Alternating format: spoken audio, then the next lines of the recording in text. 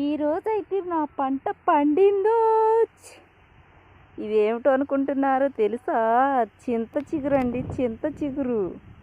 అబ్బా కొంచెమే ఉందండి, అయినా పర్వాలేదు, మేమిద్దరమే కాబట్టి పప్పులకు సరిపోతుందండి.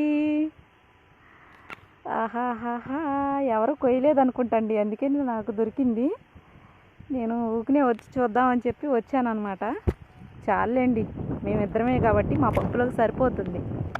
ఆహాహాహా, చింత చిగురు సంవత్సరానికి తినాలండి, ఎందుకంటే ఇది న్యాచురల్గా పండే పంట కాబట్టి, దీనికి ఎలాంటి మందులు ఉండవు కాబట్టి, మానవుడు విపరీతమైన చర్యలు దీని మీద ఉండవు కాబట్టి, అంటే మందులు ఉండవు కాబట్టి, మనం ఇది సంవత్సరానికి ఒక్కసారన్నా కనీసం ఇలా తింటే మంచిదని నా ఉద్దేశం అండి. చాలా దొరికిద్దండి, ఒక 100 గ్రాములు 150 గ్రాముల దాకా అయ్యేటట్టుంది. నాకైతే పప్పులోకి ఈరోజు మాకు పప్పు కూర వండుకుంటాం మేము.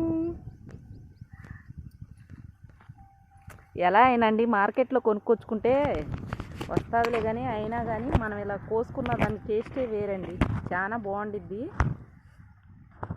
నేను ఇక్కడ దొరకపోతే కనుక మార్కెట్లో తెప్పించి వండుతానులే, కానీ అయినా కూడా ఈ మనం కోసుకొని తీసుకెళ్ళే అంత దానికి ఉన్నంత టేస్ట్ వాటికి రాదనమాట. అబ్బా, చెట్టు అయితే చిన్నదేనండి, కాకపోతే దీని నిండా పచ్చాకే ఉంది కాబట్టి పెద్దగా రాలేదు. వచ్చిన మటుకి మన పంట పండింది, మనం పప్పులో వేసేసుకోవటమే. అంతా కోసిన తర్వాత మళ్ళీ చిన్న ముక్క తీస్తాను ఉండండి, కొయ్యేది కావట్లేదు.